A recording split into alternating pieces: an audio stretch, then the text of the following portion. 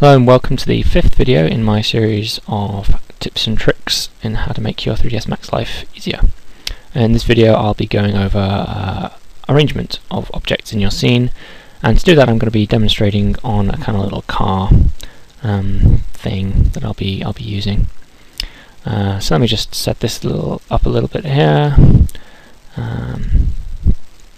with a little roof so you can kind of see the shape of it a bit.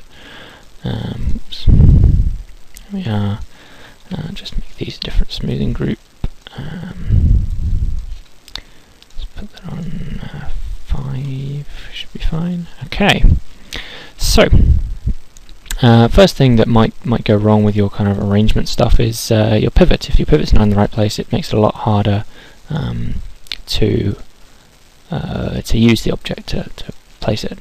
When you align it to things, it doesn't work. So to modify your pivot, you can go into the Hierarchy tab, go on Effect Pivot Only.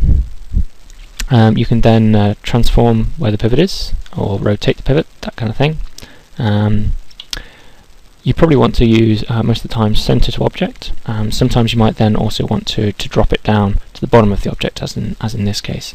So you can right-click on this to drop it to 0.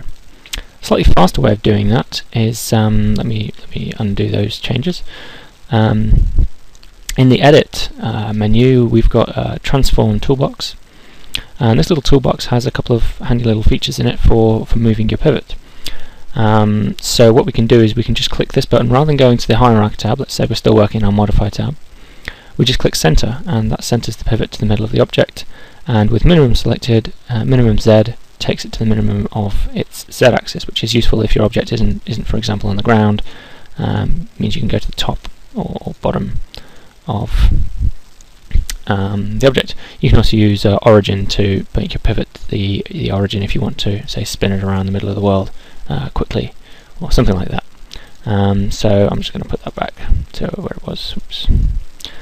We can also use it to center the object to the middle of the world. Okay, let's make a couple of wheels. Now your conventional way of doing that might be to make a little cylinder here and then rotate it 90 degrees, perhaps with a snap-on, and then position it to here. And I'll show you a way of doing that kind of thing later, but for now I'm going to show you a nice little trick called auto grid, which is quite nice to have on. Because what it means that when you're making new objects, they are made to the direction of the surface, the nearest surface. So you can see my gizmo is rotating as I go over and around the car. So making a cylinder here will come out in this kind of direction. Obviously we want to make them coming out from the sides, so let's make them here, coming out like that. Lovely. Just clean that up. Right click to bring that down to 1. Okay, so let's make some little wheel nuts for our wheel. I'm going to make a tiny little cylinder with just 6 sides to be like a little nut or something, maybe a little bit smaller. That should be fine. Now I want to make them a ring of them. Now a fast way to do this is to use the Array tool, and if you use the Array tool under Tools Array, we can I'm afraid this box is rather large. With preview on, we can see it. If I move things around, you can see how it makes lots of objects. However, we want to ring them around in a circle. So what we're going to do is we're going to move the pivot, same way I just showed you, to say there. We're then going to use Array, and we're going to use Rotate this time. We're going to make 6 wheel nuts, so let's bring that down to 6. We're going to rotate it in, goodness, I can never figure this out, so I'll just preview it. Not that one. Yeah, that one looks good. Now you can work this out, and it doesn't take a genius to work out at 60 degrees. Another way of doing it is to use the total. So type in 360 degrees, and by doing this we can actually increase the count here, and it'll always figure out the exact amount there. To fit it in. So let's go with 6. I think 6 is probably a nice number. Now let's say we've got these modelled objects here, and we want to put them onto there. And now how are we going to place them neatly? Let's see. So we've got a pivot in the middle of that object, and we've got this series of objects here. What I'm going to do is I'm going to group them. So group, call that nuts. Now with the group selected, and you can always select objects within the group by going into open, or by ungrouping the object, the group. But for now we'll use the group, and we're going to use the normal align tool. And to do that, just go onto normal align here, and click the surface you want to align. So in this case the bottom of these nuts. A little blue arrow will be pointing in the direction you want to align. We want the bottom of that nut to come out from the side of this wheel. We do that, and it positions it just there, which is quite nice. However, that obviously isn't quite in the right place. So how do we position it so that the pivot's in the same place? We can use the regular align tool. Now I've got that pulled out from I don't even know what half of those are, but a shortcut that I tend to use, which is why I can't remember what these are, is Alt and A, which brings up the align tool, and we just click on the object we want to align it to. At this point we get asked which positions we want to align. So I don't want to position the Y because it's already at the correct Y position. I want to position the X and the Z, which will place it dead in the same position as the sensor of the object there. And then we hit apply. So hit apply and OK. And then we have our wheels looking good. And I'm going to scale the group, which will scale all objects within it, about the pivot of the group. And that's looking pretty good. If you find you have an object that you want to attach several objects, if you're not aware of how to do that, and it does need to be an edit poly, you just scroll down to attach, and you can either click this button and click attach one by one, or you can use the little dialog button to pull out the different objects in your scene. Because they're in a group though, they're not showing, so I'll just use the attach button and I'll just click 6 of them. Okay, so we want our wheel to be in the same place on the opposite side of our car. The way we're going to do that is we're going to mirror it. So tools, mirror. Mirror is quite useful, so I suggest you actually put it in your... I have it down the side of my bar, so customize your user interface to do that. Now, we want an instance because we want changes that we make to this wheel to be reflected in the other wheel too. So let's go with instance. Right now we can see that it's mirroring it in the wrong axis. We want to mirror it in the Y axis, I think. Yeah. But you'll notice that it's not positioned it on the opposite side of our vehicle. Now a quick way to do that, if you're modelling in the middle of the scene, this becomes dead easy. So I'm going to undo that because we don't want that. All we have to do here is affect the pivot to be in the middle of the scene in that axis. So now when it mirrors it, it will mirror it using the pivot, and it'll appear on the opposite side, which you can't quite see, but there it is.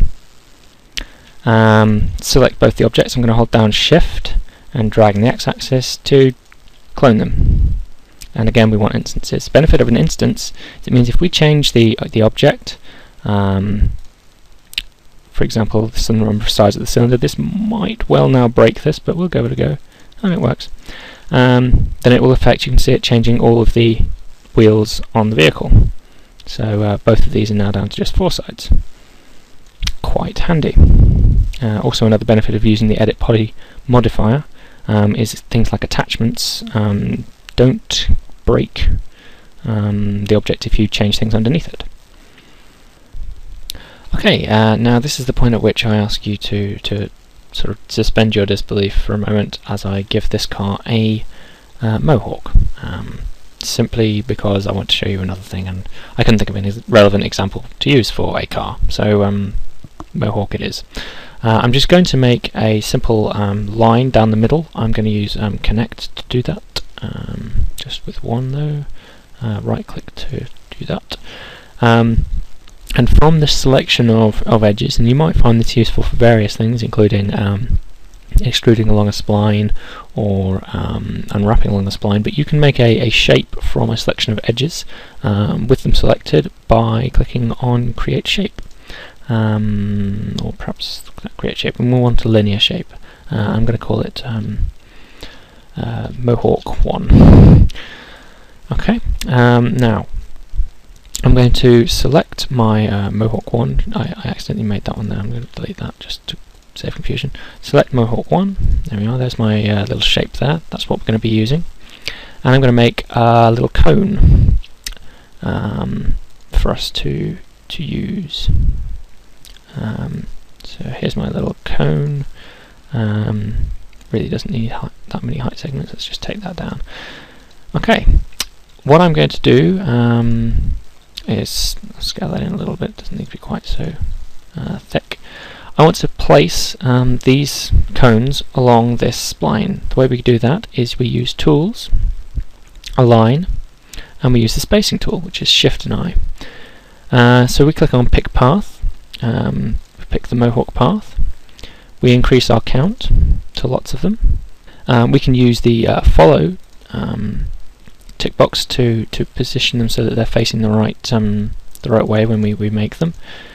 And we also have options here for spacing them in different ways, but quite often you just want to space them evenly. And just hit apply, and that way we've made our cute little row of spikes along our car. Okay, right now we've got an object which will move independently of, the other objects in the scene.